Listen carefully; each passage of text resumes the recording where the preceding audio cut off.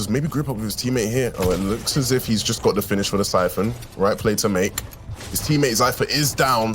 And so in the 1v1, the deciding fight to really, you know, sort of put your tournament on the right path, he needs to hit the right tag shots. In a 50-50 engagement, he comes out on top. Player from the NorCal team. They both jump up at the same time. Arkham gets dropped down to 2 HP, but now reaching a 1v1 situation against their opponent here. Seems to have taken him down, and now it's a 1v2. Arkham and Reed managed to come out on top despite the odds not being in their favor. Amazing play. Even when they don't have that advantage, they don't have the shield like their opponents do, they still manage to come out on top. What a play. Smuggy and Celeste farming up, but also Regulator and Ladies Man, 2 elite players.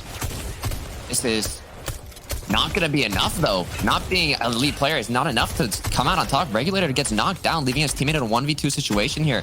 Ladies Man is going to have to clutch it up, or maybe play it slow and try and get the reboot card, but that might not be the best decision here. His opponents do have... We have another early game build fight playing out. At the moment in time, seems like 2 1v1s. Will be interesting to see, right? Smuggy looking to try and get a different angle, and it does seem to work out because he's a great shot with that charged shotgun. Forcing the 1v2 and then using that charge to take out the other player as well. Now they can set themselves off the rest of this game. Some nice, yep, 5G on 5G action it seems like we're about to see here. Because Coop is on the enemy team. And it seems like Cadenox has done a great job of sort of conditioning these guys to stay down and even picking one up, and Natch coming in on that backside, cleaning up that fight rather swiftly. And, you know, doing great there. I was a bit concerned, right, for Cadenox, right? You know, your teammate's nowhere near you. You're in a 1v2, but he did a good job of holding them off. You can't just mindlessly W key and expect it to pay out in full fruition. I think a player as experienced and as, you know, talented as Arkham will understand that. Same with Reet, even Reet being somebody who you might associate with that sort of mindless W key type style. And as I say that, he picks up an elimination on the feed.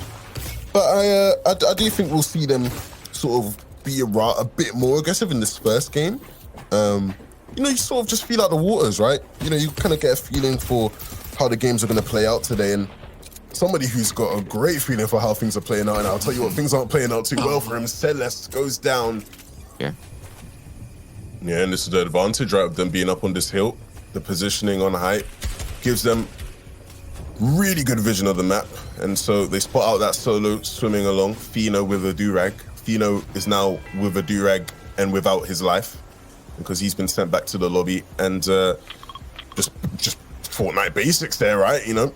But look at this, Slacks getting a nice laser on Flicks, almost just deleting him in one spray there, and it looks like they're going to push this, Levin. It's going to be a box fighting situation, 2 versus 2. We'll see who comes out on top. When you see here the positioning, right, things aren't going too well. I think Slacks and Stizzy had the right idea in mind. Stizzy trying to take a different angle from Slacks, looking to pincer those 2 players in. But enemies do a great job, right, of identifying that and quickly closing down Stizzy and taking him out of the fight. Unfortunately for these guys, though, Slacks is absolutely cracked out of his mind because he just takes a 2v1 and comes out on top. Absolutely insane. I did not think Slacks would come out on top in that battle, but he's been able to done it. He might even be able to tank Storm a little here, and Resin missed the 3rd zone. He's going to go for it, it looks like, and have his teammate back up. Key aggressive game, like your first game in the heats, where there's a lot more players that aren't as skilled. This is the top 500 duos who qualified to the semis, so it's not close to as easy as the first match in the heats. You know, so look, I think taking a general look at the map, you know, I'm already starting to see things that I like, right? If you're talking an analytical point of view, right? Certain teams who, you know, in terms of name value, we recognize, but you know, don't get too overexcited. I want to highlight, right, some of the names I mentioned: Eclipse, Zypher, Stretched, I saw picking up an elimination. All these players who I said have great positioning, picking up eliminations, and you see Arkham there making great use of that to pick off Zazma. And as that 50-50 zone pulls, rotations will begin. Players will now start to move, and what went from being a great dead side positioning now puts Arkham and Reet in a position where they have to move. But with them being on the dead side, it does make their path to zone a lot easier. Especially with them having impulses and bouncers. I'm sure they use one of those combinations to rotate into the zone here with one impulse bouncer combination. But we also saw that player right there that had 2 Riftfish. I wonder if Reet may be carrying one of those, which is very helpful in the first moving circle. But we see Arkham and Reet already have a great zone position. We just saw them in full metal, and here they are, just looking down to see if they can get some tags, possibly a pick from some people rotating in with not as much loot as them. But they're looking really good for getting a great placement in this game with their mobility, with their mats. And look at the shields that Arkham has. 6 extra minis and 3 extra bigs, which is more than enough. Reed actually needs a bit of shield. I wonder if he should throw him a big pot there to heal him up, but we'll see what they decide to do here when the zone pulls. And there it is. They've gotten the first moving zone. It pulls back to them. Gives Reed the big pot there, and they might look for some picks on people rotating towards them, but also stay ahead of zone. However, with those 5 shockwave grenades, it might be a better idea to not waste mats on the first moving zone, and then just use a shockwave and then rotate later.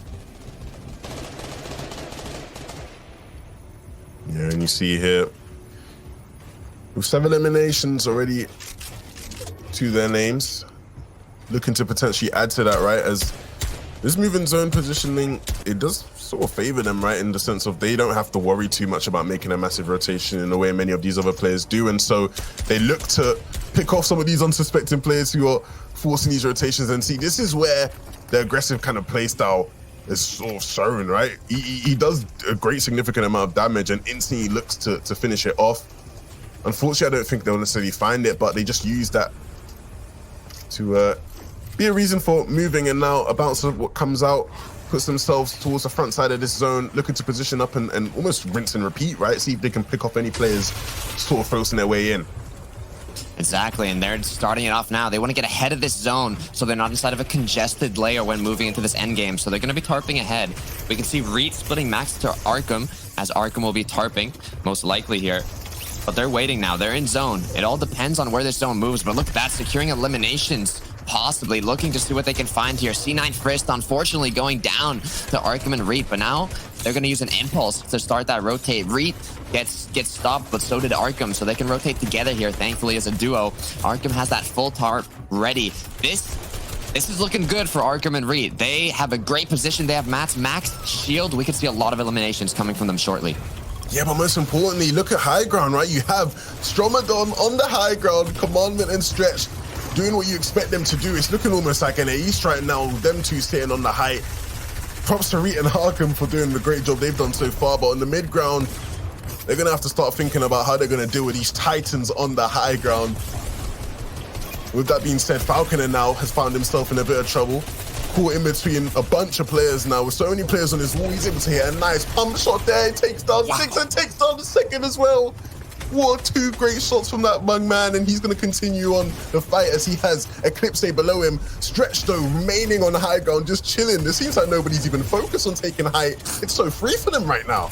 Right now, but look at that. Many players just got rifted in the sky. So now Commandment and Stretch are going to have to look up. They're going to have to apply pressure to these rifters so they don't have a free little land there to contest high ground.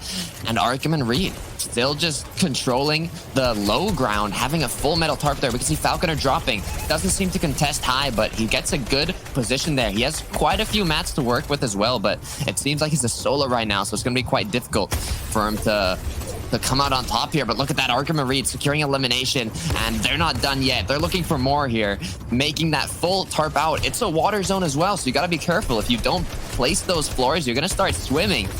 Levin, this could be a game for Arkham, but also the high ground team. But this is what is so important, because with it being a war zone, this makes, you know, Commandment and Stretch's life somewhat easier on that high ground, right? If they continue to apply pressure, they're going to force all these players down into the water. And I'll tell you what, it gets hectic in the water. And you see Falcon already trying to get ahead of all the chaos by creating it himself, taking control, picks up another knock there, going to get the Siphon finished. Siphon now goes down, though, to the hands of Reet. Reet is in a load of mess. And like I said, dropping down into that water, it gets so messy. But in all of that action, C9 Avery's taking over the high ground. There is so much going on right now, and Rita's just getting elimination after elimination after elimination. But Avery, like you said, on the high ground right now. But will Reet be able to continue fragging out here on the low ground, securing all these eliminations? In Storm right now, looking for an angle, whereas C9 Avery manages to get one on high ground as well. And Reet goes down, leaving Commandment and Stretched here in a 1 versus 2 situation versus C9 Avery with 4 eliminations as a duo. Not sure how many Avery has. 1v2 situation, but it's very possible, seeing that Stretched does not have much HP to work with. Now putting it in a 1v1 Levin. Who is going to come out on top?